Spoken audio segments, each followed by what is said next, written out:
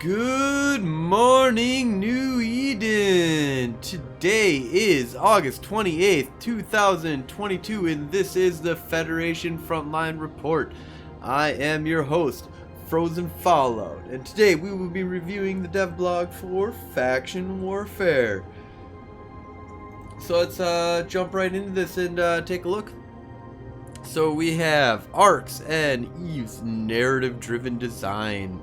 So Aurora, can you tell me a little bit more about what's going on here? What's going on? Loving Capsuleers, the narrative prelude to upcoming factional warfare changes is officially underway, ushering in a new era in EVE development.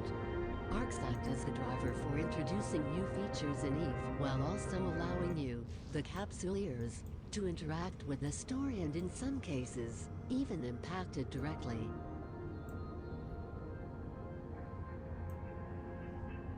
Oh, tell us more.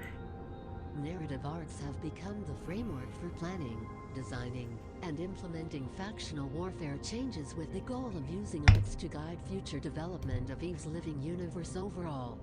You can read more about the upcoming factional warfare changes in the EVE, a living universe presentation here and in the State of the Union dev blog.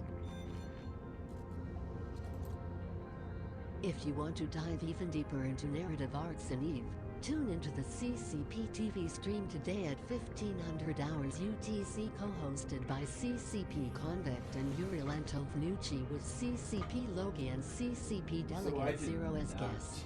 I did not check goal out of Arx this. is to reflect a changing, living universe with a background that affects many aspects of EVE, one that you can take part in influencing and shaping. Some of you have already risen to the call from the Empire's military leaders and have helped discover and decipher clues scattered throughout New Eden, providing intelligence on how events are progressing.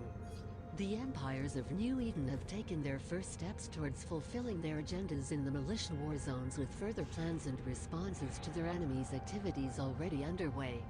Empire agendas. With the Triglavian Collective largely confining its activities to the occupied systems of Pikven, the Empires are once again competing against one another for territory, resources, and technology. The four Empires are central to EVE's universe and EVE's story. They are considered the four core pillars of EVE in terms of the content and narrative. Developing a sense of each individual empire having an agenda of its own is an important focus of the narrative design work. Renewing the tangibility of each empire's agency and goals begins with the upcoming factional warfare changes. The opposing goals of the Caldari State and the Lenti Federation will be apparent to players and able to be acted upon to advance and influence their storylines. Similarly, the imperial agenda of the Amarr Empire is opposed by the specific goals of the Minmata Republic, with these also open for player responses and influences to drive or guide the narrative. So basically what they're saying here is that there's currently a storyline that's going on between the Gallente and the Caldari. There is a Minmatar and Amarr Warzone story arc that is currently happening. And that players, interacting in these storylines, they're going to be able to influence it one way or another. So far, we've gotten, emails, EVE mails from CCP that have directed Gallente members to currently control two different aspects of EVE Online's space, and the Caldari and the Gallente are currently holding those objectives pretty well. So let's go ahead and hear what we got. With the Triglavian Collective largely confining its activities to the occupied systems. As events move towards changes to factional warfare and to the landscape of the militia war zones, there will be narrative objectives that will play a role in shaping the territorial and technological balance of power between the empires. These objectives will be within the framework of the militia war zones and will be affected by the state of play in each war zone, but will have their own gameplay specific to each objective. So we've got these different objectives that we have. I haven't seen how it's really playing out in general, but you know, it's something for CCP to kind of put out there. These objectives will be within the holding space in the militia war zones in and around narrative objective star systems will be important. It will advance the agenda of the relevant empire, and the associated gameplay will provide finer scale opportunities for supporters of each empire to advance their goals. These narrative objectives will provide a key series of events leading up to the changes in factional warfare. They So will this is offer all a leading up preview to a of the big way factional that warfare geography and change. objectives work together to give a more grounded meaning to the actions taken by players in the militia war zones. The developing advantage system will in future involve specific content designed to interact with the overall front lines and advantage changes, while providing many opportunities to hook narrative events and objectives naturally into future factional warfare gameplay. Impact and flow of narrative arcs. Narrative arcs in general. Alright, so we've got these different objectives, right? So we're all trying to try and achieve them. The Gallente and Minmatar, or Amarr, are like dominating right now in that narrative arc. Let's see what's it. Narrative arcs in general have a structure that includes events that can be influenced by player activity and events that will unfold as part of the overarching storyline regardless of player actions. Players have always made the best stories in New Eden. So they're saying here narrative arcs in general have a structure that includes events that can be influenced by player activity and events that will unfold as part of the overarching storyline regardless of player actions. So there's like two different arcs that are happening here. So there's the player arc that players can influence, and that's the Caldari and Amarr currently occupying the systems that have been called out by CCP, and I don't know either of these fucking systems. I don't know why they're important, but CCP dictated that they were important, and the Caldari and Amarr hold them. Now, one thing I kind of want to say right now is that the Caldari and the Amarr get the advantage. And the Minmatar and Gallente for a little while had these as advantages as well, but they have the advantage of being at tier 3, tier 4, tier 5 of the Warzone control, fight that's kind of going on right now. And the idea is that if you're on the winning side of faction warfare, you get 100%, 150%, 200 and some odd fucking percent increase to the amount of LP that you get. If you're on the losing side, you're usually getting about 50% of the LP that you're allotted to. Not a good system. It does have a pendulum swing, but I think that pendulum swing has more to do with economics of the idea of how much LP is worth for the losing side in the end, that you can flip it over to that side for a short amount of time, gather up a whole bunch of LP, and then, use that to your advantage to make a whole bunch of money. But you flip it over, you usually want it on one side and the other side is going to get their ass kicked.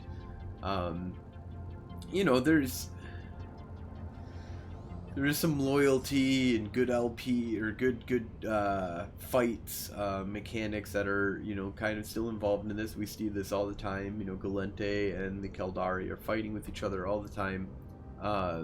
But in general, I don't like this system.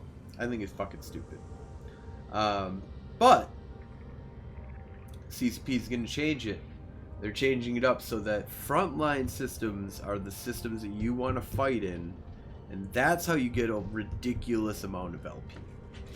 And so this is something that I am eagerly awaiting, and I do apologize. I got a kid who's excited. It's really good right now to come and play with us. This is Captain Catherine Janeway. For all those that can't see what's going on, there's a cat right now that I'm cuddling. I apologize. Please go look for fun things. But so let's hear what else they got in this dev block. Players have always made the best stories in New Eden, and we want the universe not only to live up to those stories, but also give players more agency to affect the goings-on in New Eden. There is a framework we have to operate within for this to make sense, so players don't have full control of everything. The narrative structure requires defined starting and ending points for each arc, with critical arc-defining events being established to fill out the basic framework. How these events turn out can still be influenced by player action when narrative objectives and gameplays feed into them. An informed player will always know what is at stake and what they are fighting for. Okay. The present narrative arc and its different threads and objectives will determine certain outcomes, particularly in terms of the technological edge some empires may gain in the context of factional warfare. There will also be opportunities to reshape the map in certain ways in future narrative objectives, while the empires themselves may take steps to secure their own grip on key territories. The stakes of each narrative objective and the scope and scale of what will be affected by players will need to be widely communicated. With all this said, the rollout of the narrative continues and major narrative objectives in the war zones are slowly becoming apparent as the storyline unfolds. Be sure to tune into the CCP TV stream today at 1500 hours UTC to discuss more. Which I did not. If you'd like to keep track of how things are heating up amongst the factions, participate in the storyline, and speculate on how ultimately this will impact factional warfare in EVE, you can read in World News at EVE Universe, follow the # Nudinans on Twitter, and keep your eyes peeled for clues. And as always, fly safe. Alright, so that's pretty much it right there. So they're just saying that there's a bunch of stuff going on in the narrative arc. Faction warfare is tightly entwined in all of this. Some of it is going to be greatly influenced by the players. Some of it is going to be greatly influenced just by the narrative arc that they want to build. And that we're seeing some of that right now. I'm really waiting for more information regarding how are they going to get us to be able to be in Goonswarm in Karma Fleet, and then I can be participating in faction warfare. Is this going to be a direct, your war deck fucking shit that's going on? You can jump in and out that way? Or, because what happens if I'm in Karma Fleet and I join up the Gallente, personally, individually, don't give a fuck what Karma Fleet tells me to do, I just want to be part of the Gallente, and then another Karma Fleet member who's part of the Caldari militia joins up. What happens when we meet each other on the field? Do we see each other as blue? Because if so, we're not going to shoot each other. If we don't, we are going to shoot each other. And what the fuck happens when we start shooting each other? Because then you're going to start seeing Karma Fleet on Karma Fleet or whatever, like Horde on Horde activity that's going to be happening. Not 100% sure if what is their contingency plan for that. Is there I guess, does that not fucking matter? You signed up. They don't care, like the militias or the big organizations are gonna have to figure out. Or do they do it and they say that a corporation gets to decide, or the alliance gets to decide what faction warfare you can sign up for? So when you join Goonswarm, does Goonswarm have to say, I'm backing the Gallente? And if they are backing the Gallente, then only members, when you're a member of Goonswarm, you can only join the Gallente Federation. Or are they going to allow it and say that you can have a Gallente Federation alignment and your brother in arms in the Caldari, and that you should only be in the war zone when you play these things, like when you change up these things. So we'll see how easy it is to get in and out. But right now they're saying that the narrative arc, right now is focused on faction warfare. It will influence things. It's going to bring new things in. And the Keldari and Amar holding the space that they hold is going to be worth it.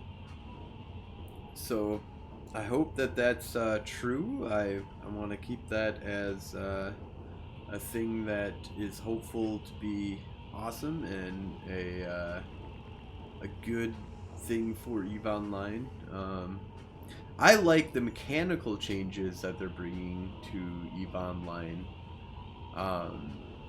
Just in general, like, faction warfare should be the place that people go and experience something in EVE that you can't really experience anywhere else, which is like just fucking jump into a fleet, nobody knows who you are, it doesn't matter, and you jump in and you can go around and start shooting people.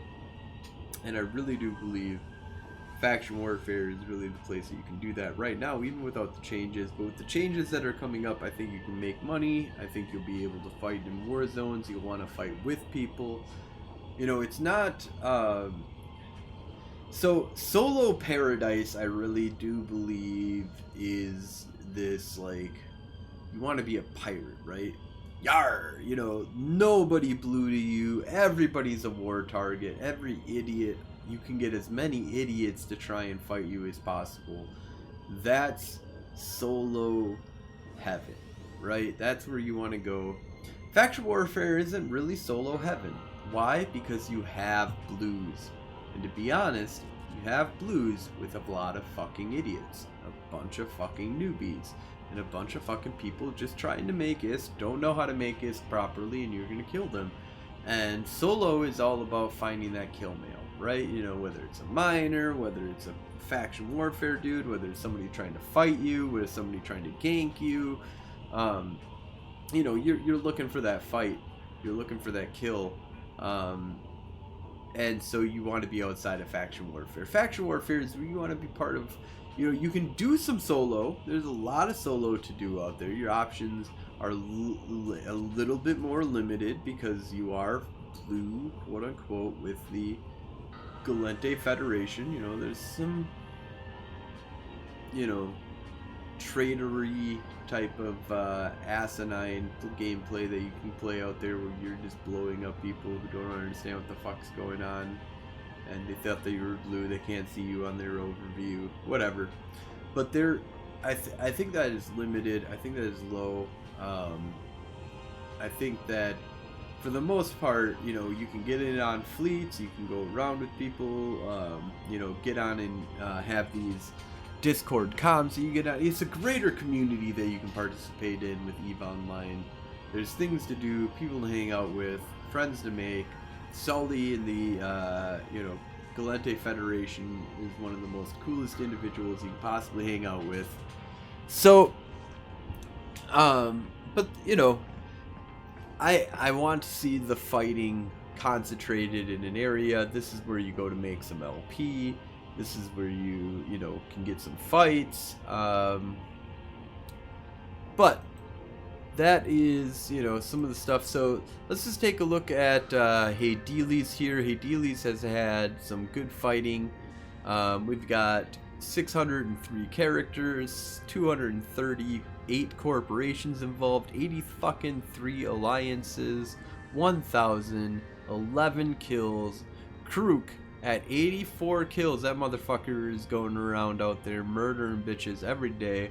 We've got Victor at 79 kills, Tashi at 63 kills, Saber at 61 kills, Irelandindi at 59 kills, Fuzzy Nuts at 59 kills, Chatterny at 56 kills, Mick Herberder at 51, SMD at 59, and Damien Kills at 46.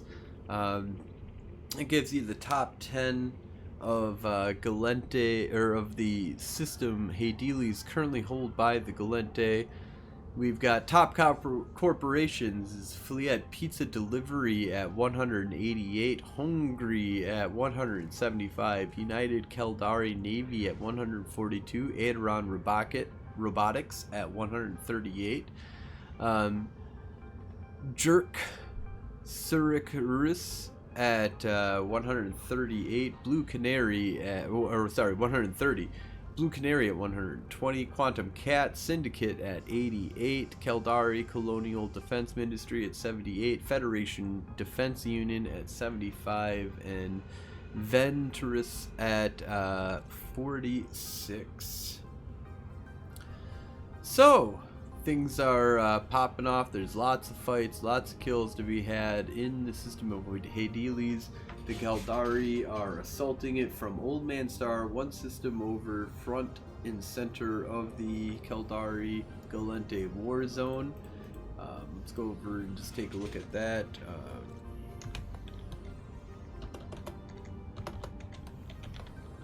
Let's go take a look at Dotland maps. And take a look at the Galente Caldari war zone. As you can see, there's a bunch of fighting that is happening right around the Galente war zone here. Integral Hades, right here. Hades, Galente, Fliet Galente, Devon Galente, Negamendon Galente, Hasmajala Galente. Not a lot, as you can see. We are running at currently 15 systems under our control out of like 101 or something like that. So lots of fighting to be had, lots of kicking and screaming. But once they get that change up, that comes that tiers are gone and we can finally make LP. If you're just playing in the area, that makes sense. That makes a lot of sense to me. There's like these back end systems you don't get that much LP for. Front end systems you get a bunch of LP for.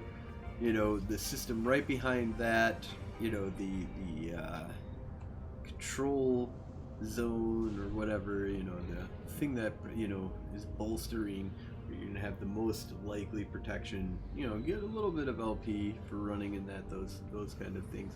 But I want to see, you know, I want to see some diamond rats running around doing some things. So we'll see what they do here though. So thank you all for watching. If you're interested in joining up with the war effort, put in an application to Golden Age stories in game. Alts and spies are welcome. You can always catch us live on Twitch every Sunday at 2200 Eve time. That's 5 p.m. Central Time. And if you missed the show live, you can always see us on the podcast Federation Frontline Report. You can see this on Spotify, iTunes. We got a YouTube account, Golden Age Stories on YouTube. Go ahead and check us on out. If you have news that you'd like us to talk about on the show, or you have an after action report, we'd love to tell your stories on the news. Just send an email to Frozen Fallout in game, or email us at federationfrontlinereport@gmail.com. And thank you all for watching. We will switch back over doing some PvP now. Have a good night.